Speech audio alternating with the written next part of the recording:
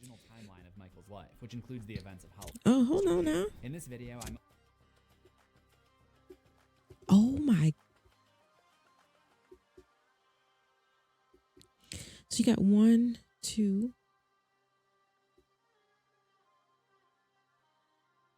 Wait. Oh, he split.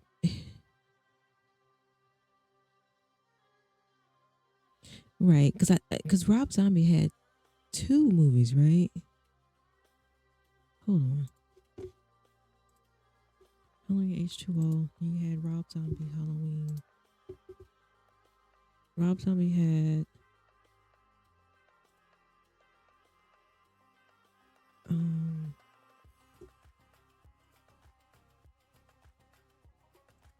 Halloween 2.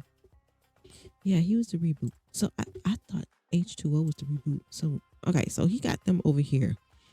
Right. So he got these 2. Wait, why is Halloween 3 over here? Oh, okay. So okay, so he did say timeline. Okay. The original timeline. So 3 is a standalone? What? That doesn't make sense. Like he come home. So which one is this one?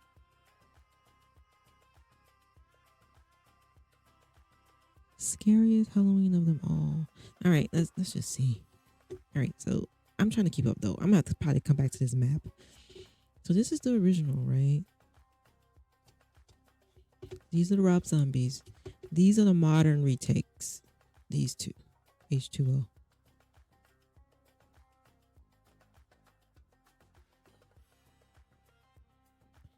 How many motherfuckers? So 1, 2, 3, 4, 5, 6, 7, 8, 9, 10, 12. That can't be right. I'm confusing myself, y'all. I know he's gonna explain it, but I still want to go in.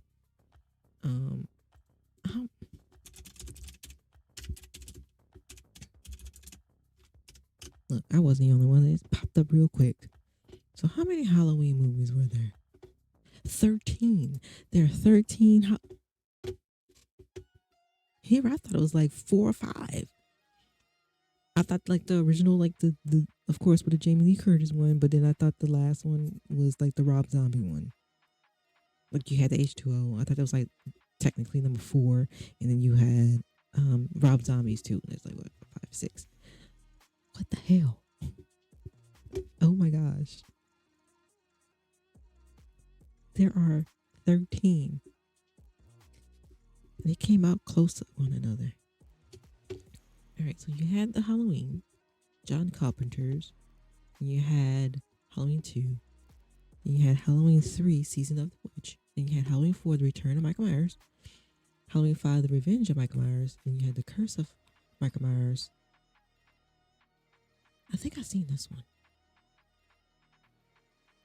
too, because this one sounds familiar. Then you had H2O 20 years later, which is from the original.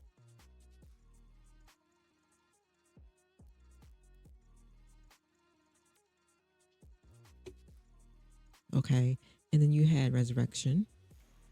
And then you had Halloween 2 by Rob Zombie. And then you had another reboot, right? You had Halloween Kills, and Halloween Ends.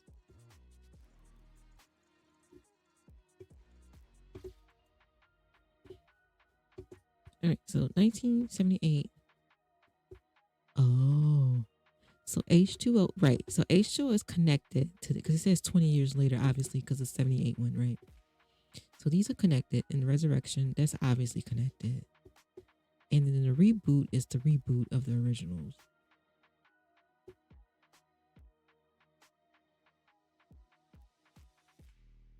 Wait.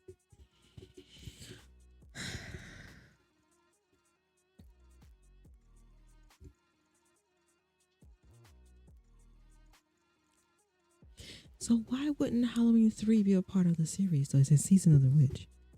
Came out like a year after Halloween 2. Maybe because it was something else, right? Maybe because it was somebody something. All right, so Halloween H2O was 20 years after 78, and he had the resurrection. Okay.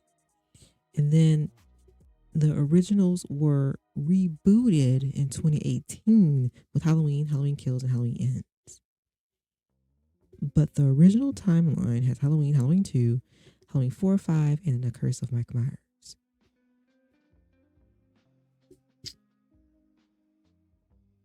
But they spinned off the okay. And then of course Rob Zombie down here had his 2, which was totally different, obviously, from what I saw with H2O. Because like Mike Myers was totally different, style wise. Okay, let's see. Let's get into it. I'm only analyzing the original timeline of Michael's life, which includes the events of Halloween, Halloween 2, Return, Revenge, and Curse. The date of Michael's birth in this timeline is Okay, hold on. 9-year-old sister Judith. In this video, I'm only analyzing the original timeline of Michael's life, which includes the events of Halloween, Halloween 2. So he's pretty much eliminating H2O and the resurrection. Right? Because the resurrection came after H2O. Yep. Okay. Which would be a part of the original. Well, okay, I get what he's saying. The original timeline is these right here, up here. Even though this is a part of this time, a part of these people right here, this right here is just 20 years after the shit happened. Oh. I mean, okay, that's fine. I wanted to hear about all of them though. I wonder if somebody have all of them out there. Return, Revenge, and Curse. The date Like, of Michael's birth in this like connect them all, like go through like what he's doing, but then like connect the other 2 in the timeline would be. Like how it would go in order. Timeline is not explicitly stated, but let's start over. In this video, I'm only analyzing the original timeline of Michael's life, which includes the events of Halloween, Halloween 2, Return, Revenge, and Curse. The date of Michael's birth in this timeline is not explicitly stated, but in Halloween Resurrection, which is part of a different timeline, we learn this. Michael Myers. Born October 19th, 1957. Okay. Both of these timelines start with the same movie, Halloween. Right, so they gave the date, which was the same birth date. Halloween, which would imply that Michael was also born on. I was right, so I did see the first one. When he had a knife in his hand and he was in a costume. Yep, I saw it. I don't know why that part stood out so much. October 19th in that movie. Maybe because I thought it was like, oh my god, this child. I like to think about the Halloween timeline as a train map, which I call the Halloween Express. So think about it like this. If we depart from the station, Halloween 1, at exactly 10:19, we can go straight and end up in Curse of Michael Myers, or we can go this way and end up at Halloween Resurrection. No matter which way we went, we still departed from the Halloween 1 station at 10:19. The counter-argument to that idea is Halloween 2018. In Rick Rosenthal's Halloween 2, we learn Michael Myers and Laurie Strode are siblings, which would mean that they were always siblings, even in Halloween 1. However, in Halloween 2018, they don't appear to be related, because the 40-year timeline does not pass through Halloween 2.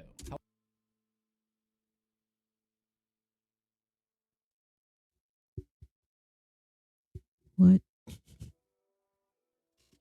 Did any of y'all catch that shit? I didn't. Okay, so we on the train. I get that. But now he done threw. Hold on, he done threw. Counter-argument to that idea is Halloween 2018. Which was technically a reboot. I thought it was just a reboot, right? Of the originals. You had the. So why would that be included? Rick Rosenthal's Halloween 2, we learn Michael Myers and Laurie Strode are siblings, which would mean that they were always siblings, even in Halloween. I think I knew that part. However, in Halloween 2018, they don't appear to be related because the 40-year timeline does not pass through Halloween 2. However, it's possible that they still are related, just nobody ever finds out. Wasn't it her brother who, like, cold-blooded mutilated all those teenagers? No. That's just a bit that some people made up to make him feel better, I think. There are other retcons. No, why would you do that? It's like totally writing out the whole plot. I think it would be better if it was her brother. that don't carry over to other timelines, so all I'll say with certainty is that Michael was born sometime in the year 1957. Yeah, this is gonna be one of those episodes of horror history. Michael was 3 years old Yeah. Fucking confusing. when his sister Lori was born in February 1961. His early childhood is presumably a normal one, I thought his sister was older. until 2.5 years later when he is cursed by an ancient demon known as Thorn. To learn what really happened to Michael after disappearing from Haddonfield, stick around to the end of this video. Oh, okay. Welcome to Horror History, and welcome aboard the Halloween Express. The Halloween timeline can be a little bit confusing at times. We've Yeah. got many different continuities branching out from the first two movies. Then we've got a reboot, which isn't connected to anything, and Halloween Yeah. 3, a separate world where the original Halloween is just a movie. On top of that, there are comics and novels whose status in the canon can be kind of unclear. So to make things easy for this episode, we're going to be traveling right down to the original Man, route I as really we wanna analyze turn this horror's light most out. iconic How slasher. dark it Michael is. Myers was named after a real-life Michael Myers. Because this light is really bothering my eyes. I want to take my glasses off. It's too dark.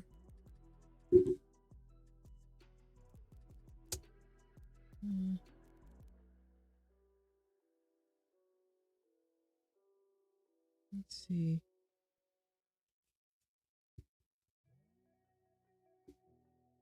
Oh, well. By the original director John Carpenter, who wanted to honor the European distributor of his previous film Assault on Precinct 13. To understand how Michael became the sole I gotta go back. I'm sorry. at times. We've got many different continuities branching out from the first two movies. Then we've got a reboot, which isn't connected to anything, and That is crazy. You got 3 timelines.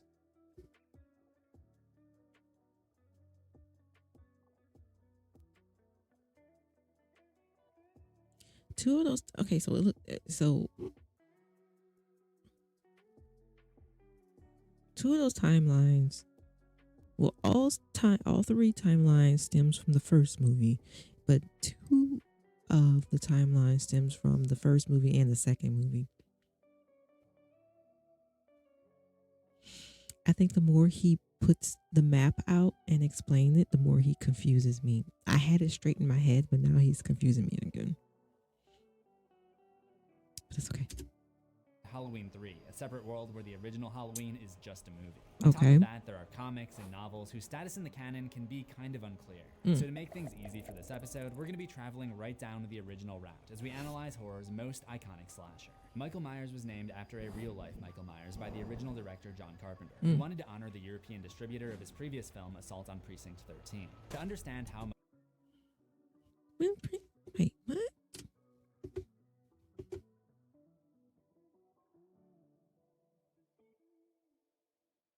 Michael Myers was named after.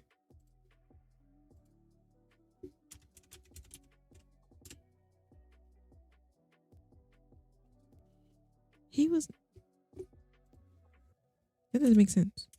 iconic slasher. Michael Myers was named And after a real-life Michael Myers Myers. by the original director John John Carpenter. Carpenter, who wanted to honor the European distributor of his previous film Assault Of his previous film, Assault on Precinct 13.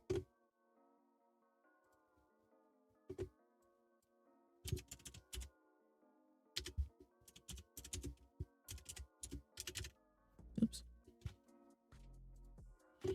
He should have.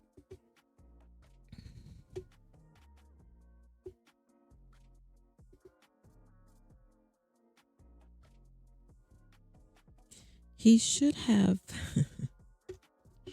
Okay, that's why I was confused. He should have put the original photo there. He should have put the original photo there, in my opinion. Because it was confusing. I'm like, why is Lawrence Fishburne in Assault on Precinct 13? Because I'm like, he wasn't in that.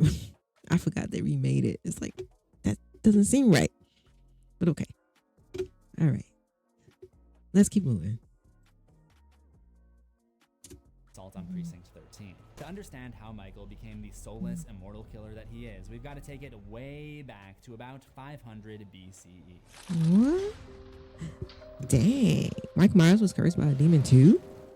Myers family is descended from an ancient Druid tribe who worshipped great astronomical deities. The Druids were a mysterious Celtic order known for their studies of religious scriptures, philosophy, astronomy, and divine lore. They were said to Oh, you know what? The subtitles are bothering me too. make sacrifices, which sometimes included human sacrifices for the sick or injured, which allegedly included the burning of huge wickerwork figures filled with Oh, the fire. Wicker Not Man. much is known of the Druid culture because they did not keep Wasn't there another one with Nicolas Cage? Wasn't he in the Wicker Man? Was it? You know, I gotta start looking. I can't see.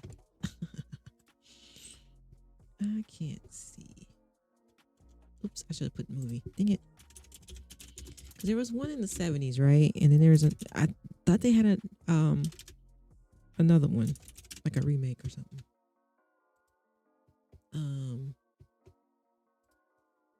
Did I misspell? Oh my gosh. The headphones presses down on my ears with which presses down on the glass arms, so it just hurts. Okay, I misspelled something. Okay, that's what I did.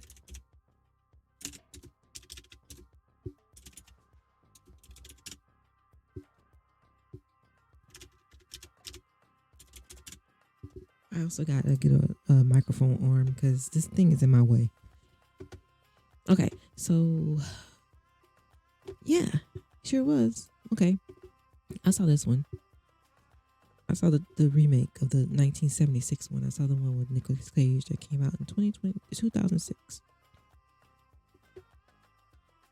All right. So the Druids. Hold on, let me see. So this was about the Salem witch trial. So the Wicked Man was actually him as an enormous was actually statue in which the Druids, priests of Celtic paganism, sacrificed humans and animals by burning. Okay. All right. keep any records, but around 500 BCE, they did create an ancient alphabet carved into stone and wood runes. These runes were used for pagan rituals in order to help the tribe predict future events. One of the icons was the symbol of Thorn, which was designed after the Thorn constellation and was used to represent an ancient demon that plagued the Celtic people. Among the ancient druids, Thorn represented a demon that's... I thought you said Thor at first. It's like, what? All right. Wait, who is that? spread sickness, destroyed crops, brought death to hundreds of thousands of people. According to Celtic legend, one child from each tribe was chosen to be Wait, which one is this one? inflicted with the curse of Thorn. While knowledge of the demon Thorn faded into legend over the coming millennia, the bloodline of the tribe stayed intact, and one offshoot of the population ended up in the Midwest region of the United States. Illinois. They continued to practice their ritualistic They look like sacrifices Illinois. in fear of the malicious region of the United Yep, it's States. Illinois. They continued to practice their ritualistic sacrifices in fear of the malicious demon, and they called themselves the Cult of Thorn. In the early 1960s, the leader of the cult was a man by the name of Terrence Wynn, who worked at the sanitarium known as Smith's Grove by But day. Mike and Myers used was the already facility as a born. meeting place and Unless he worship got zone possessed by night. after. One child He must have got possessed one after. Of course, you gotta sacrifice the human, so they chose Mike Myers. All right, I'm following. Yes, I'm talking through this because obviously I have to add my own content, so I won't be stealing somebody's video. So if you want to watch the thing all the way through without me talking and stuff like that, just go to his page. Just like I said, I'm gonna skip forward after this though. Each tribe was chosen to be inflicted with the curse of Thorn to offer the blood sacrifices of its next of kin on the All night of Samhain. right. Halloween. The sacrifice of one family meant sparing the lives of an entire tribe. So Dr. you Wynn had to- believed that if he and his cult placed the curse of thorn on one child, the child would be compelled to kill his entire family, but the rest of the tribe would be protected from That's crazy. Oh my God.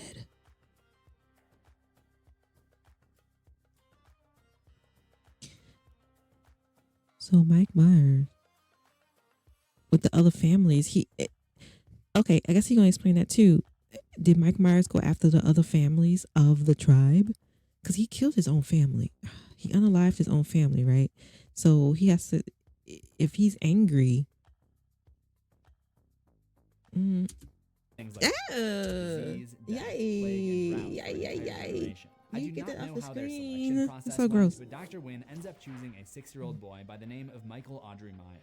The curse must be placed during the festival of Samhain, which is a Gaelic festival of pagan origins where the barrier would supposedly be down between the real and the unreal. Okay. Allowing sacrifices The what is it?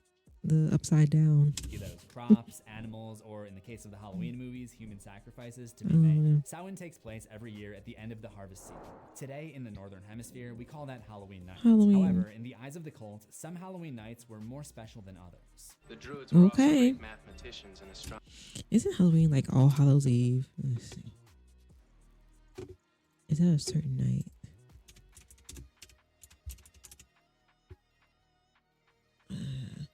Oh, there's actually a movie called that. Did anyone see Hocus Pocus? I love that movie. Oh my God, my cousin and I went to see that movie at the theater. It was so good. I loved it. With Bette Midler and Jessica Parker. And who else was it? I can't remember.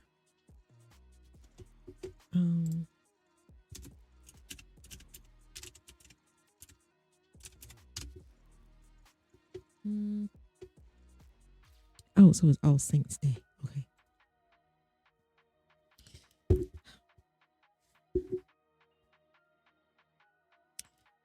Less commonly known as All Halloween, All Hallows Eve, or All Saints Day. I don't know. I think I've always heard of All Hallows Eve. Well, I don't know. The celebration observed in many countries on 31st of October, the eve of Western Christian feast of All Hallows Day. It is at the beginning of the observance of All Hallow Tide, the time that in the Christian, I don't know how to say that word, year dedicated to remembering the dead, including saints, martyrs, and all the faithful departed. In popular culture, Halloween has become a celebration of horror and is associated with the macabre and the supernatural. Yeah. Because it doesn't also coincide like with a lot of the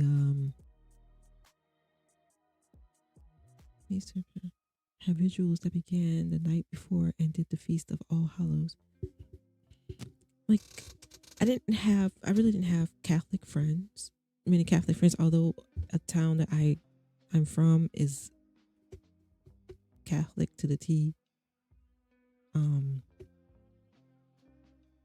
Like a lot of our celebrations have something to do with Catholicism, whatever. I don't know how to say that either. I don't know what that is. I should know it though. Let's see. I wonder when the time changed that it was turned into like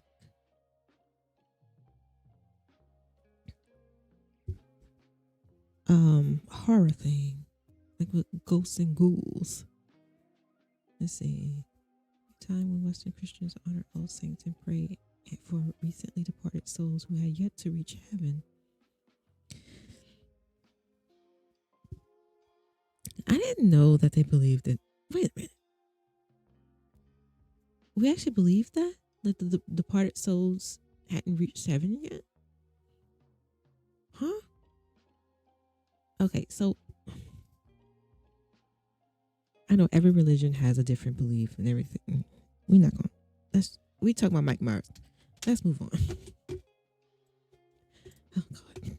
Astronomers, the thorn symbol is actually a constellation of stars that appears from time to time on Halloween night. Whenever it appears, he appears. I'd like to note that I love how that's Paul Rudd. It's got to be Paul Rudd. I love how he's telling the story on Halloween night and the constellations appear.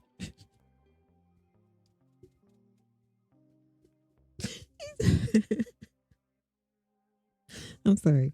I actually love that guy. He's really good. He's really good. I love him. I want to make sure though that's him. Oh my god, I know that's him. No, I want to keep that map open. Let's see. I was looking at Halloween. But what movie is that one though? That one's got to be like the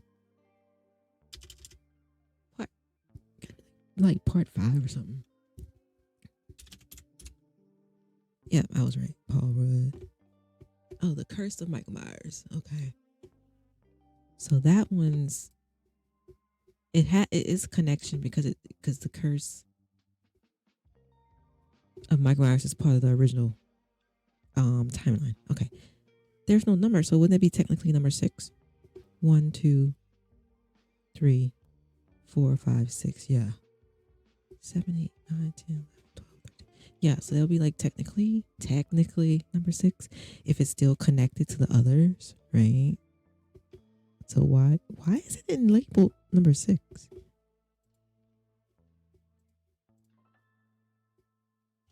That's weird. Why is that one labeled number 6? Did he label his?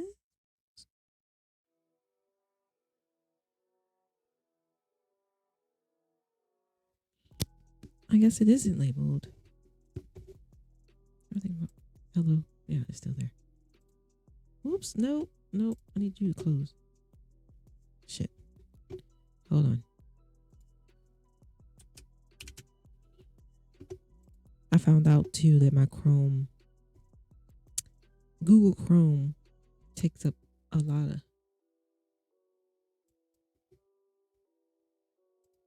CPU. That was my major issue too when I was trying to stream. I can't stream and have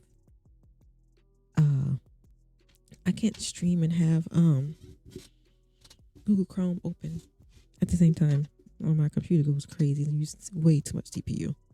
But now that I'm using like the Microsoft Edge, I'm doing a little better, which is cool. So I'm gonna test this theory out again when I want to play my video games. I still have to get my joystick though, so I'm waiting on the joystick. Okay, because I was debating on whether I should just go ahead and just work with this little computer I got and just play the games that I can, or go ahead and get a PS5. Because I haven't had, like I said, I hadn't gotten a new PS station. I haven't gotten a PlayStation since PS3. So it's been years.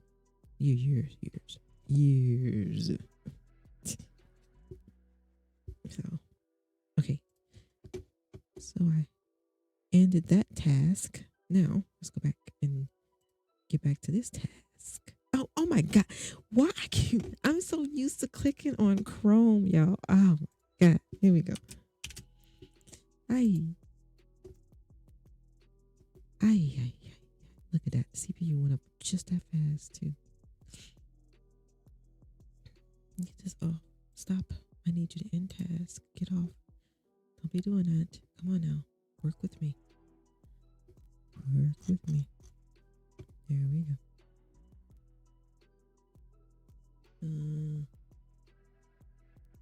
Okay.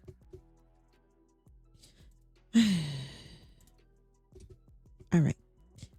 So I'm guessing Michael Myers, Curse of Myers number 6 wasn't labeled 6, which is labeled Curse of.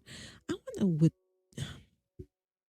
No, the Druids, the pagans, the festival of Samhain, and the Samhain. ritualistic sacrifice of crops and animals during the festival are based on real life, while the cult of Thorn and the Thorn constellation are not. But the name Thorn is based off of a letter in the Old English alphabet. It looks kind of like a P and I. So they made the movie version just look a little bit more thorny. Alphabet. It looks kind of like a P and a B put together, so they made the movie version just look a little bit more thorny. The thorn constellation in the Halloween movies appears in the sky at It looks like a. Okay, he got it. I was gonna say something else, but yeah, he got it. It's thorny. All right, I'll take it. It looks like it's on the rose and with the thorns sticking out. That's seemingly random okay. intervals. They're just the They probably did that purpose. same years that the Halloween movies came out. Together, so they made the movie version just look a little bit more thorny. The thorn constellation in the Halloween movies appears in the sky at seemingly random intervals. They're just the same years that the Halloween movies came out. Its first appearance in Michael's life. Well, that's one way of connecting the movies. Time comes in 1963, and this is the night that Dr. Wynn and his cult placed the curse on the young boy, forever changing his behavior and making him an empty, soulless killing machine. In my Things You Missed episode on Halloween 1978, I talked about how Michael's actions that night could be interpreted as representing a release of psychosexual trauma that Michael was Here we go. Always, always, always. They had to send somebody in there to scare the teenagers. That's all it is. too young to understand.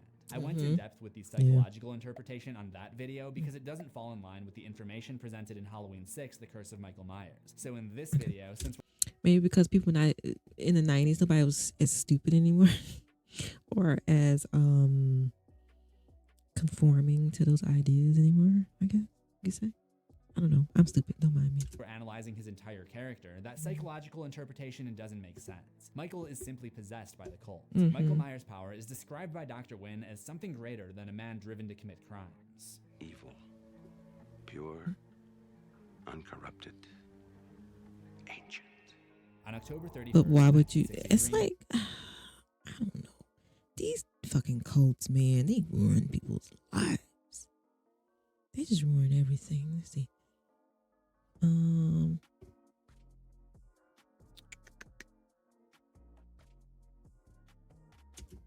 Michael's parents go out for the evening, and his older sister is hanging out with her boyfriend. So he's left in the care of an older woman named Mrs. Blankenship across the street. She ain't And he paying begins no to hear a attention. voice in his head. Presumably, this was the voice of Dr. Wynn, or possibly the demon Thorn itself.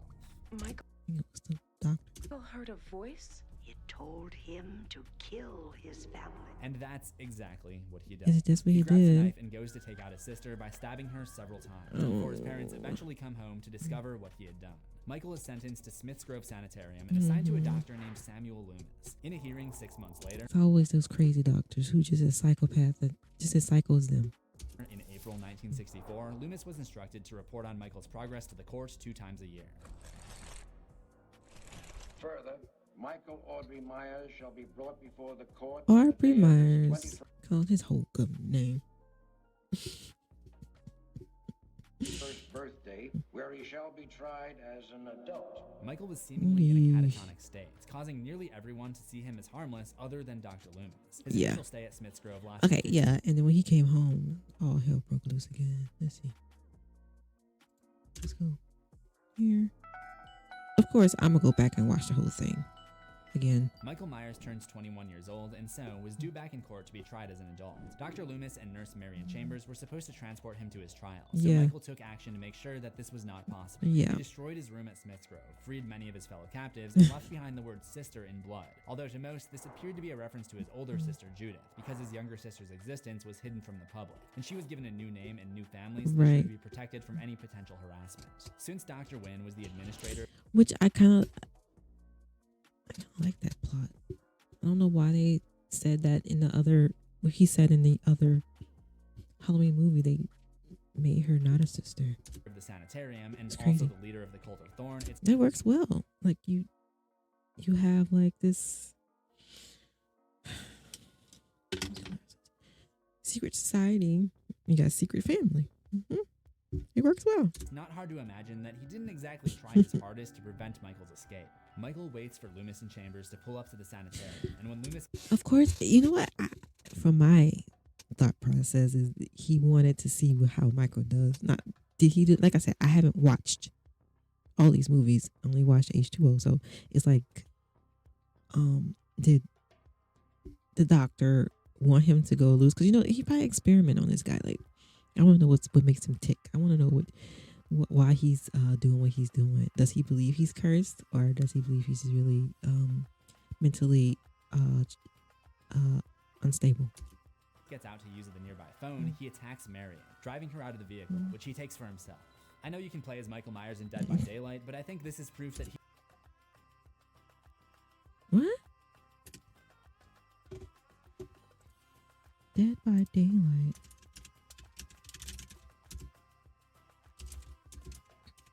Okay, maybe I don't know what the video game was about. I thought it was about vampires.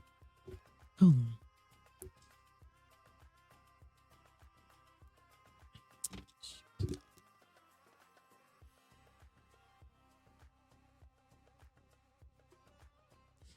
Okay, so Dead by Daylight is an online asymmetric multiplayer survival horror video game developed by and published by a Canadian studio, Behavior Interactive.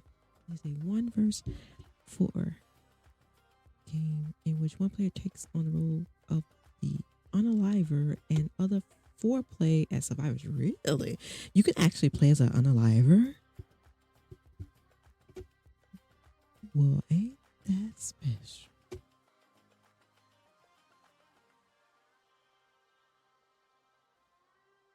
Hold on now. So,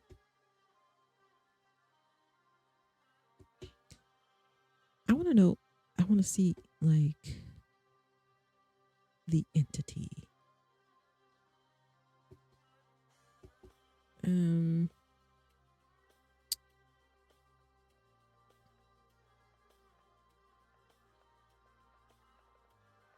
So, oh, so you can just make your own.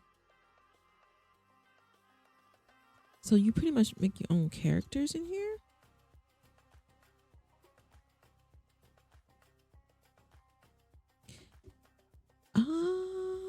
What?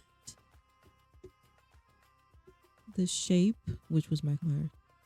The Hag. They got Leatherface up in here? Yo. Saw the Pig, Illusion. Ash vs. Evil. Survivors. They even got the survivors in here too. I did not know that. I was just focused on they even got the Resident Evil in here. Silent Hill. They got Hellraiser. No way. No way they got Pinhead up in this. Yo, I didn't know that. Excuse me. Hi, I'm Chucky. Wanna play? They got Nicolas Cage as Nicolas. Oh, he's a survivor. Okay, I'm like, wait a minute. Hold on. They ain't got nobody. Alan Wake, Dungeon Dragon, Tomb Raider, Laura Croft, Castlevania. Yo, no, they got the Dark Lord. That's the vampire I was thinking about. Oh, the Ghoul from Tokyo Ghoul was just added this year. Yo, for real?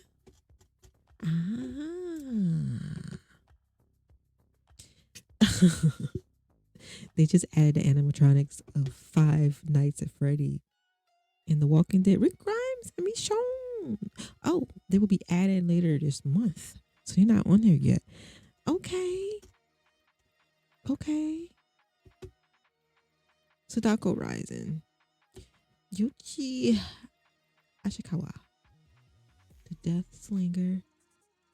That's crazy. The Executioner from Silent Hill. My goodness gracious. Got Ghostface? Yo, for what? Whom shall I be? Oh my gosh. I think I would play.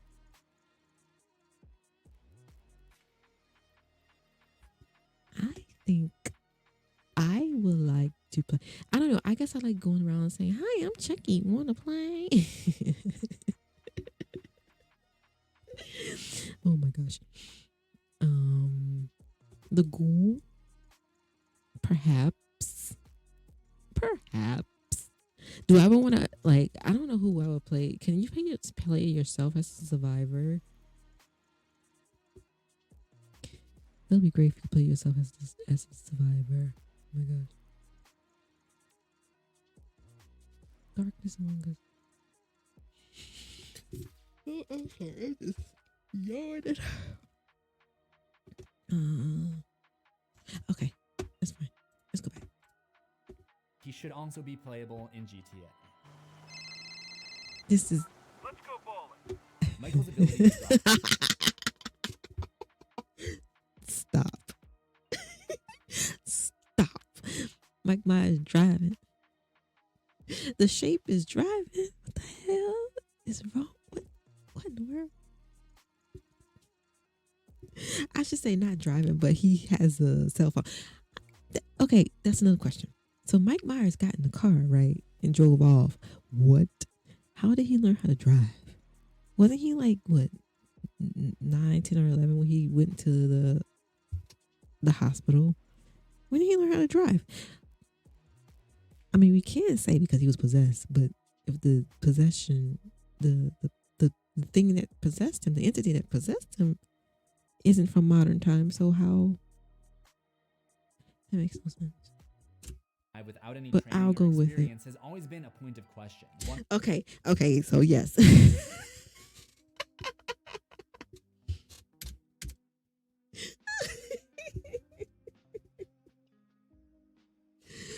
So I'm not the only crazy one thinking that. He got in the car. The fuck? Also be playable in GTA. And then he answered the phone in the game like, bro, he was in prison. I mean, he was in this hospital. There is no way. There is no way. Let's go bowling. Michael's ability to drive without any training or experience has always been a point of question, one that's even brought up in the movie. Sam Haddonfield is 150 miles away from here. Now, for God's sakes, he can't drive a car. He was doing very well last night. When you consider the fact that Michael is no ordinary mental patient, but rather more of a vessel for this ancient evil known as Thorn, this starts to make more sense. Throughout his story, we discover many of the powers granted to him by Thorn. Okay, again. So did the entity learn how to drive? Did he go and possess somebody else and say, "Hey, I'm going to learn how to, you sit here, Mike. You sit here. And let me go ahead and take some driving classes for you. And then when I repossess you, you're gonna gain that ability too." The fuck? That makes no sense.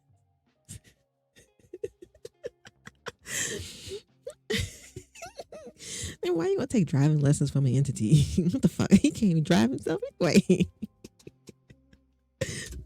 So the ability to operate a car doesn't seem that far-fetched. No, it Frank is. It is far-fetched. What in the Sam Hill? He had to leave Michael in that hospital to go to learn how to drive. Y'all ain't fooling me. You ain't fooling me.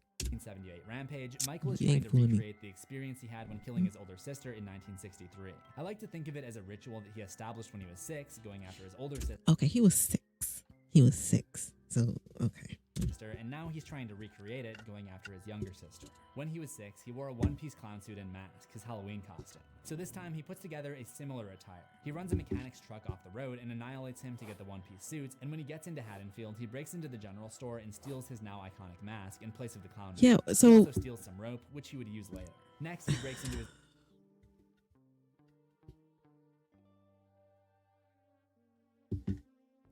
I have questions about that too. But that's okay. We're going to keep on moving. We're going to keep on trucking. We're going to keep on trucking. I don't want to go off on my tangents. Cause what the hell? I mean, of course, he borrowed the outfit because, he was wearing the hospital stuff, right? So he got in the truck. He just went and borrowed that, but it just so happened to be a mechanic. But I'm not understanding, how did he get the William Shatner mask? You want to explain that? Which now sits abandoned. When they later investigate the house... Like, what was his thought process? Like, why did he pick that mask? Was he a Star Trek fan? Did they let him watch Star Trek in the hospital? Because what? Star Trek. So he was born in 57, so 6 years old, right? No, he was born in 57. God damn it. was born in 57. He went into the hospital. When did Star Trek come? What year? I should know when these things are because I watched Star Trek. I love Star Trek. When the franchise started, 66. So he must have been watching in the hospital, y'all.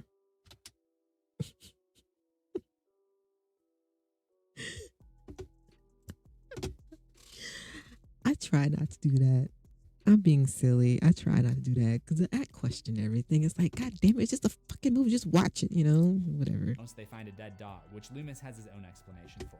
He got hungry. Okay, he knows his patient best, so I'm willing.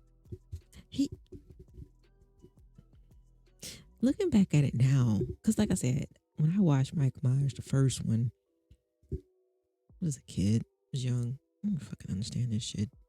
It was just a scary slasher. It was just a scary movie. But now it's like looking at all this other stuff and when I'm older, it's like, what?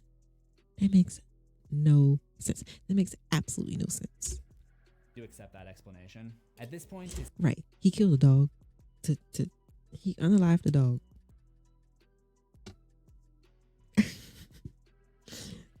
To eat it. I'm not buying it. I'm not buying it. I don't think he was that cray-cray. I don't think he was that cuckoo for Cocoa Puffs.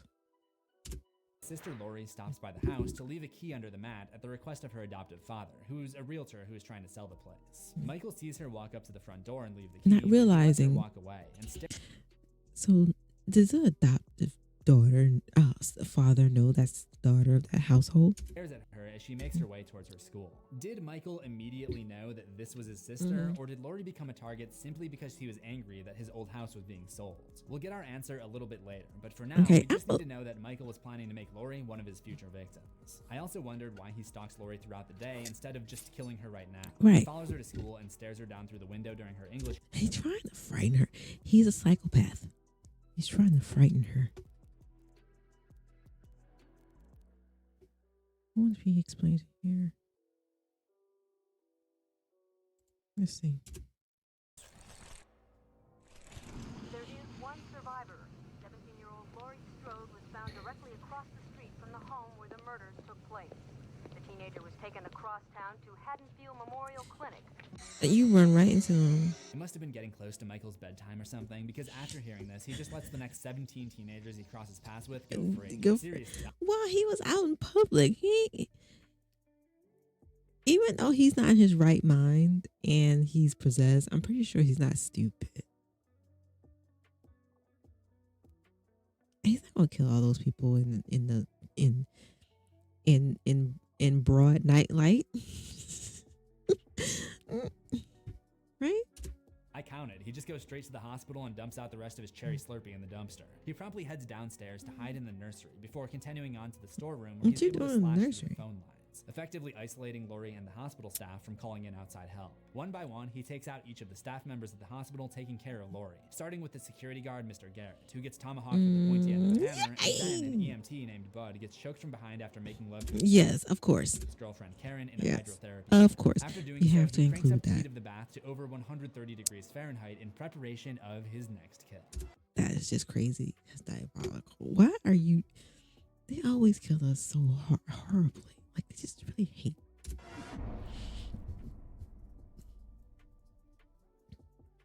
So you probably... Okay, so y'all, I'm sorry.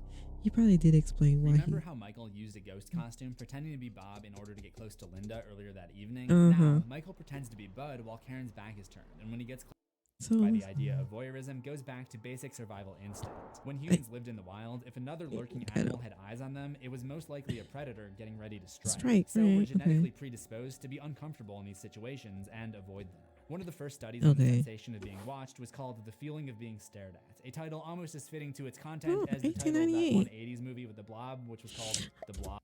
The Blob. I forgot about the Blob.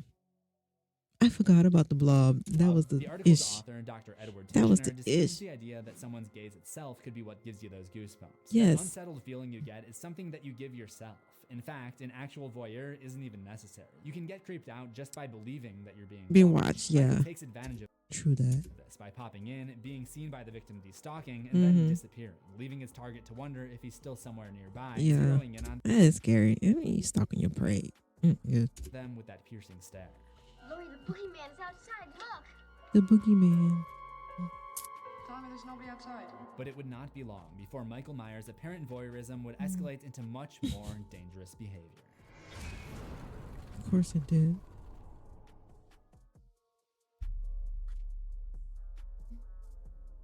Freed by Thorn.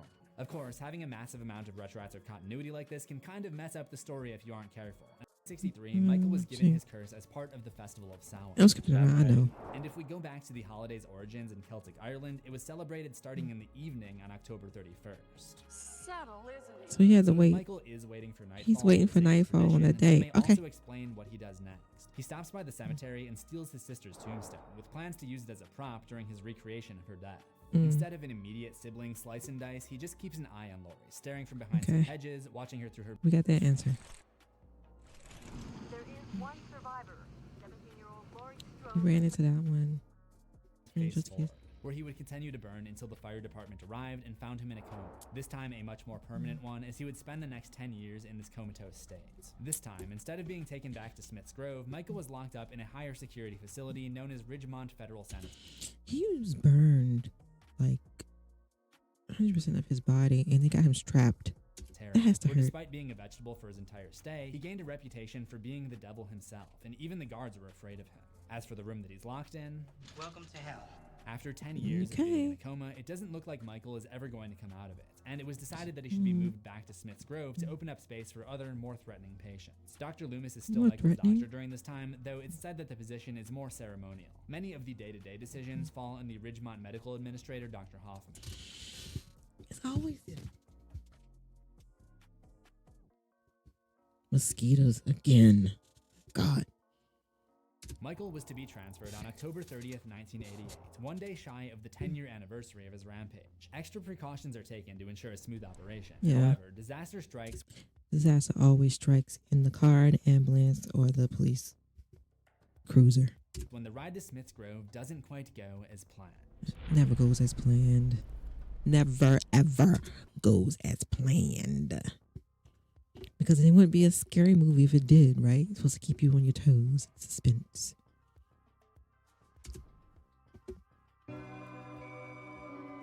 So wait. All right, so 10 years later, which one is that one?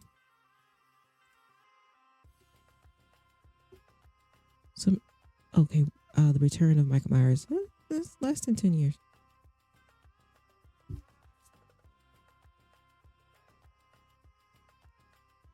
Oh, okay. Hold on. Unless they're referring to Halloween, the first one. But that doesn't make sense, though. Because what happened in Halloween 2? Was somebody else? Okay. I know I'm skipping around. That's probably why I'm confused, but it's fine. I'll go back. During Michael Myers' original stay at Smith's Grove Sanitarium, he was assumed to be relatively harmless as more and more time passed. He was relatively catatonic, and only Dr. Loomis he's a psychopath con artist, so he was tricking you. Understand that the patient was still dangerous. It seems that Michael employed a similar tactic at Look how they got him tied down, even though he has like burns all over his body. Ridgemont, because while it's assumed that he's still comatose during his patient transfer, he is secretly awake and conscious to hear the transfer for personnel discussing his living relatives. Did Hoffman say anything about living relatives? Yeah, a niece living in his hometown. Thanks, guys.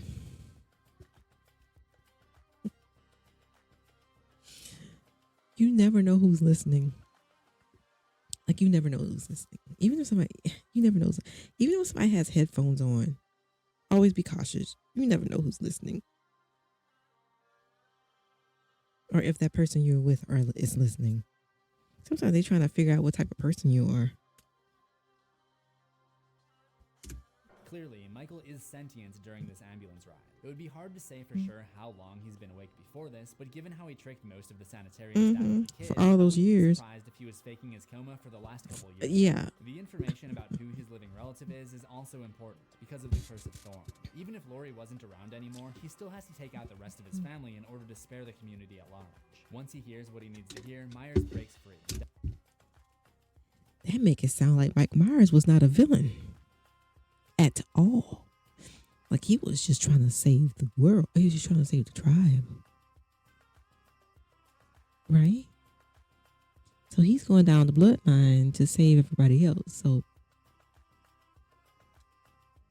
in technical terms, wouldn't that make him the hero? The hero would sacrifice you to save everyone else. A villain would sacrifice everyone else to save you, but he's trying to save everyone else, not you. Oh my God. Y'all, I'm going crazy. Don't mind me. Demonstrates his unbelievable strength by shoving his thumb through the man's forehead. That's just crazy. Skull. They make it just south of Mill Creek, about 4 hours outside of Haddonfield, before the ambulance crashes. Probably the But I mean, come on. That's just a question, right? result of Michael attacking the driver. It ends up flipped over in a river. Talk about rolling the ambo. But that wasn't even the end of the suffering for at least...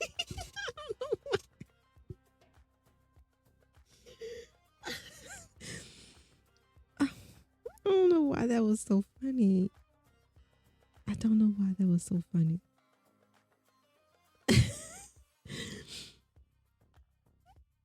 I don't know why it was so funny. The little ambulance going across the screen. Crazy. This one, okay. So it seems like Jason wasn't. I don't know. It's like this one's a little more funny. At least one Or of the comical. passengers. We can actually see carnage smeared all over the outside of the vehicle, which would suggest that one of the transfer personnel actually survived and may have tried to escape the crash site, only to be reeled back in and gutted by Michael Myers. Thank you. Since his signature mask and jumpsuit burned up in the fire in 1978, Yeah, to get another Michael one. feels the need to get back in costume 1978. So what happened with Halloween 2? and stops at the local auto shop called Penny's Garage. Here he finds a stake and uses it to impale the mechanic and take his jump. So he had to get another jumpsuit. He can't do anything else. He has to get another jumpsuit. Fucking believable. So what happened with Halloween 2?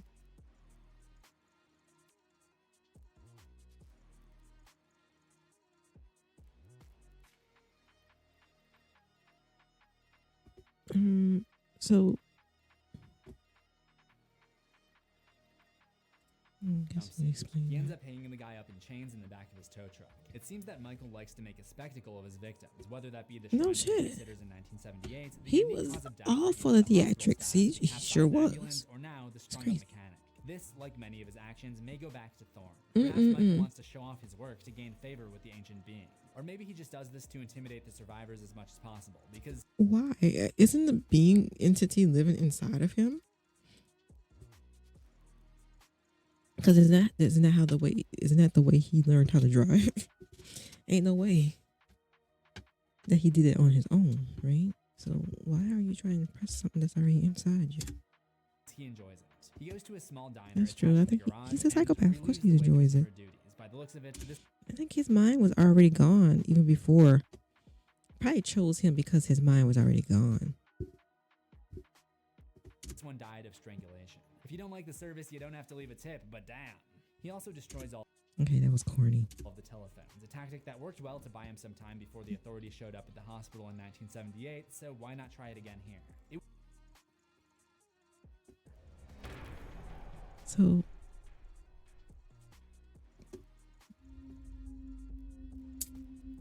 sorry, I got something.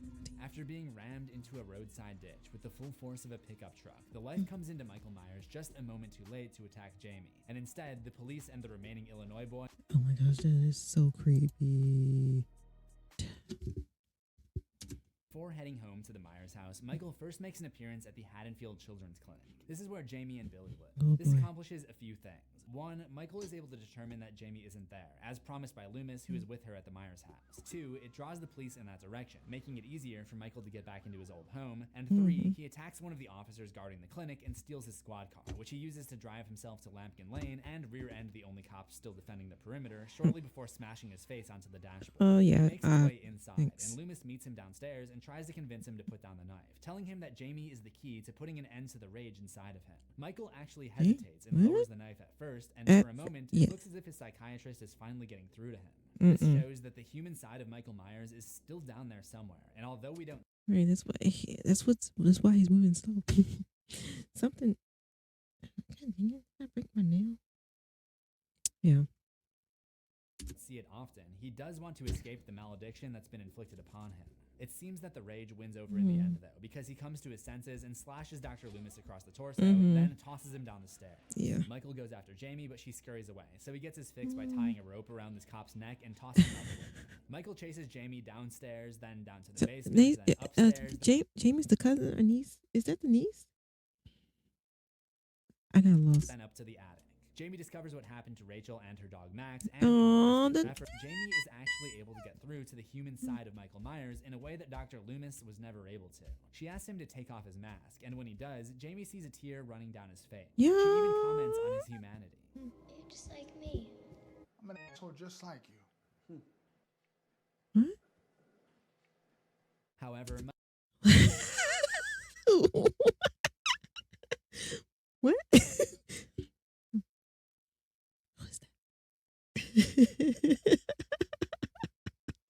That was hilarious. Takes back over. She runs downstairs, and when Michael comes down to find her, he finds Dr. Loomis offering. She runs downstairs. Who is short-lived. My God, Dr. Loomis was part of the damn tribe thing. Oh my fucking gosh, he just want to save his own family. He want to save his own ass, but Michael needs to kill him. Save the little girl. When Jamie tries to wipe away his tears and the rage takes back over, she runs downstairs, and when Michael comes down to find her, he finds Dr. Loomis. She shouldn't try to touch. This must have been a surprising turn of events. It would be like if Susan just showed up at my door and handed me the Gold Creator Award. Of course, it turns out to be a trap, which if Susan shows up at my door, I'm definitely going to assume it's a trap. Shut that door. A large net of heavy metal chains falls from above. Didn't she? Never mind. Considerably slowing down his movement as he loads Michael up with tranquilizer darts, then just goes to town with a plank.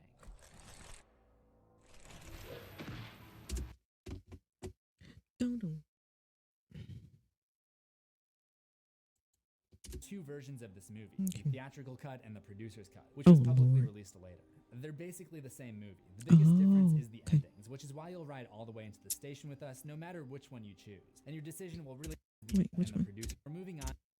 Now, if you're riding along with us here on the Halloween Express, we've just finished Halloween 5, and we're moving on to The Curse of Michael Myers. There are two versions of this movie, the theatrical cut and the producer's cut, which was publicly released later.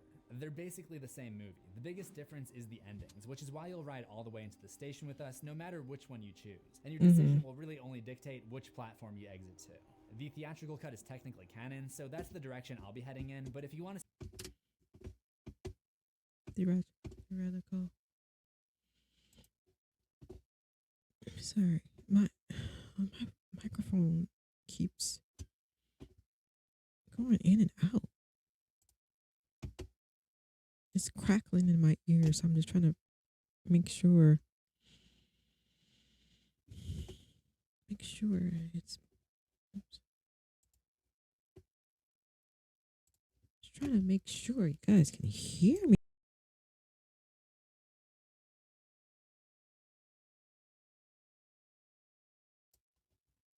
Okay, let's try this again.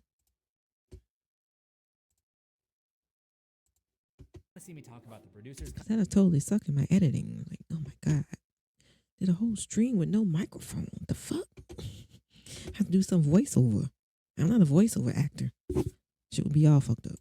Check out the Things You Missed episode. It's been 6 years since Michael escaped the jail cell, leading many to speculate then it'd be that the he's dead curse. or alive. It is October 30th, 1995. Jamie Lloyd is pregnant with her first child. She's kidnapped by the Cult of Thorn shortly before the delivery. So they of course, they're trying to save their own ass, so they gotta sacrifice the baby. God dang it. Pass the curse onto the baby or let Michael kill both of them. But a nice nurse helps her escape with her firstborn. After 6 years of waiting in the shadows, Michael is dispatched to stop them. He pins the helpful nurse up on a wall, completing his trilogy of wall art victims. Oh my and gosh. snaps the neck of a random guy who runs her off the road into a pumpkin patch. She attempts to hide inside of the adjacent barn. I'm about to do a lot of freaking editing on this one. I thought Jason was bad. Oh man, I gotta do a lot of blurring. But having just delivered a baby that day, there's not much energy or fight left in her. And after 7 years of waiting, Michael finally brings his niece's life to an end by picking her up and skewering her on this piece of farming equipment. Of course. It seems like she's already done for at this point, but just to make sure, he proceeds to turn on said farming equipment. For the family members, Unfortunately for him, he actually managed to make some progress on his main goal, which is sacrificing his family members. Unfortunately for him, he cannot be freed from his curse just yet, because now he has Jamie's baby to track down. Right. She is the last of his bloodline. No, Dr. Loomis. She's not the last. The next day is Halloween, October 31st, 1995. Just as he always does when he returns to Haddonfield, Michael visits his childhood home, but this time he finds another family living there. This is the Strode family, the relatives I'm pretty sure he's mad about that too. of the couple that adopted Lori all of those years ago. Naturally, Michael is not Wait. to Haddonfield. Michael visits his childhood home, but this time he finds another family living there. This is the Strode family, the relatives of the couple that adopted Lori all of those years ago. Naturally, Michael is not anymore a fan of someone living in his old room that he was 17 years ago, so he deals with these negative emotions in the same way he deals with everything in life, by killing them. The mother, Deborah Strode, gets cut down with an axe to electrocute. Field Halloween radio special. Michael goes there and ambushes the host inside of his keeping Beth one instead. Tim doesn't notice the thorn symbol on his wrist though, so Michael gives him the old throat, slings him one and already getting. Oh my gosh. Tim doesn't notice the thorn symbol on his wrist though, so the Jeez. That just leaves John and Deborah's daughter Kara Strode and her son Danny as the last two inhabitants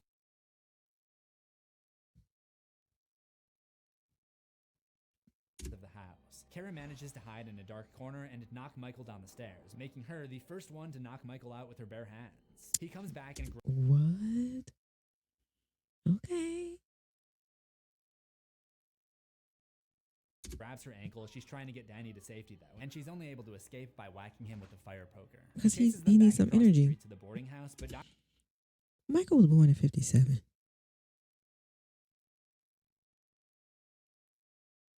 I can't do math in my head. So this is 95, right? So he got to be like, what, 30 something?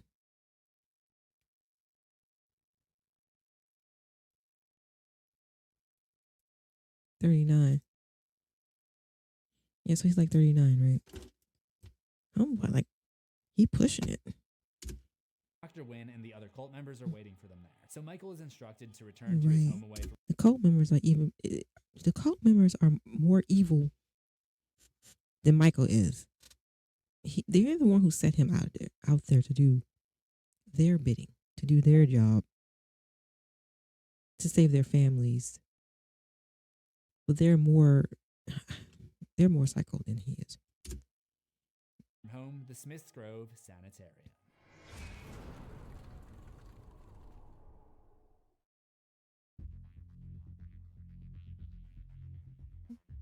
That brings us to the last morning of the original Halloween timeline, November 1st, 1995. November 1st is one of the worst days of the year as it is, because it's the furthest day from Halloween on the calendar. Is one of the original Halloween timeline, November 1st, 1995. November 1st is one of the worst days of the year as it is, because it's the furthest day from Halloween on the calendar. I can right only after imagine that kind of whole year. Serial killer after you on that day doesn't make it any easier to swallow. Jamie's baby, who's been named Steven Strode, and Kara's son Danny Strode are captured. We have to do a little bit of guesswork to figure out. So they adopted Lori, right? Which is Jamie Curtis. But they're a part of the tribe too. What the cult's overall plan here is, but I think the plan is to kill the baby, which would effectively lift the curse of Thorn from Michael and give them the opportunity to place it on Danny. That would explain why he's been hearing the voices in his head, just like the 6-year-old He's Michael trying to did prepare him before he was possessed to kill Judith. Michael's quiet yet destructive demeanor has surprised many of his 60-plus victims over the years. But that many? Lord. What he does next is a different kind of surprise. Michael turns against the cult of Thorn. This was what I was trying to figure out. Was he actually to the lab and starts cutting down doctors, nurses, and surgeons left and right. If you work in medicine in Haddonfield, just take the day off. Yeah, just don't even come to work. We're left yet again to wonder why Michael's behavior changes so suddenly. I've seen it suggested that he was just tired of obeying the cult. That's true. I think that makes no sense. Why would he turn on them when he was potentially so close to breaking the curse after 32? Perhaps he started feeling sorry. Maybe he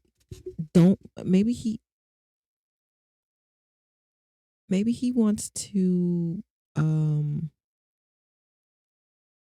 keep it for himself. Like, years. I see it as more of a caged bear situation. he wouldn't know what to do with himself if that curse was lifted from him, which I think he's might be getting at. But also, it's like he's the only one. I think he feels like he's the only one who can handle the curse. Now, if you guys ever watched Charmed, I'm bringing this up. Watch Charmed. How Cole, he was the source, and the time at that there was a certain time in like I don't remember what season it was, but he lost the source, and he was like, "Oh man, this feels great.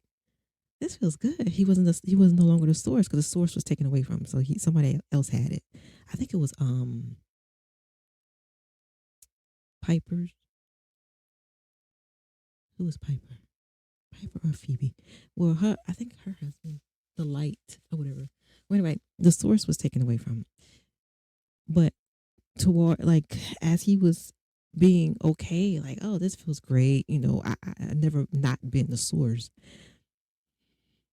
But really bad things were happening, and they were like, you gotta take the source back because you are the only one who can handle it. You've been with the source for so long till you are the source. No one else can handle the source.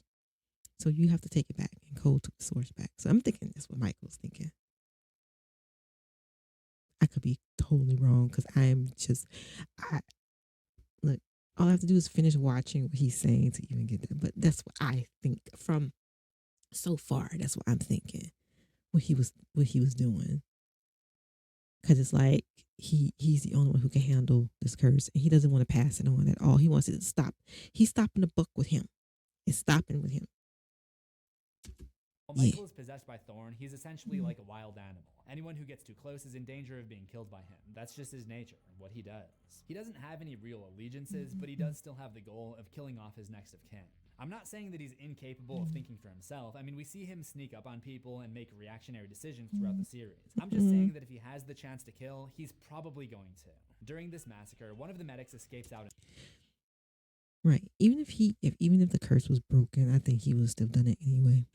Into the hall, and that's when he sees Tommy and Kara trying to flee with the two young kids. This is the first time in a while that Michael is really close to completing his main task, that is wiping out his bloodline, so we see him actually walking faster than he's ever walked before. Tommy closes up this gate in order to create a barrier between them and Michael, which totally screws over this medic for no reason. Oh my Michael bashes the guy's face into the bar, gosh. so he's able to take some kind of shortcut to cut them off. They duck into a random lab filled with human embryos or babies growing to believe that this was a setup for a 7th Halloween film that never happened. I don't think either of those makes that much sense because these embryos scene was actually added for the theatrical cut after the death of Donald Pleasance, who plays Loomis. It would have been an excellent opportunity to tie up any loose threads, not cast new ones.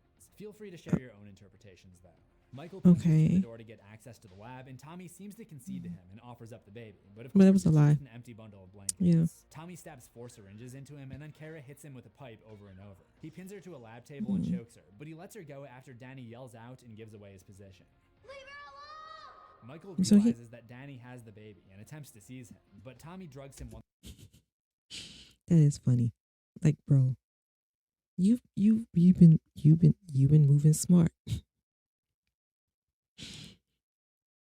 You've been moving smart all this time. You gonna get stuck between the you gonna get stuck between the pipes. Last time, giving Kara and the kids a chance to make a run for it. Then Tommy beats him up with a pipe, Dr. Loomis style. Yeah, he's an iteration of Michael Myers. The theatrical cut, that is the last we ever see of the original iteration of Michael Myers. The theatrical cut ends with a suggestion of some kind of confrontation between Michael and Loomis, where Loomis managed to get his mask off, but judging by this sound, I am led to believe that Michael ultimately got the upper hand. The original continuity. So whose voice was that? Ended with a whimper in terms of box office revenue. 4, 5, and 6 represent 3 of the 4 lowest grossing Halloween movies as of 2021. I don't really care about that, but from a horror perspective, it makes sense why the series was falling out of favor. The Cult of Thorn storyline gives an explanation to Michael Myers' creepy and unpredictable behavior, he's still... and in a way, that demystifies the character. The years, I've been convinced there must be some reason, some method behind Michael's madness. But at the same time, as we've seen in this video, there is still a lot to speculate about. I think back to the sheer look of confusion when Laurie removes Michael's mask in 1978. Right. Michael operates at his highest potential when he, the mysteries of his character, and his true intentions are properly masked. Right. Click that playlist on the left Okay. for my Oh, that was it.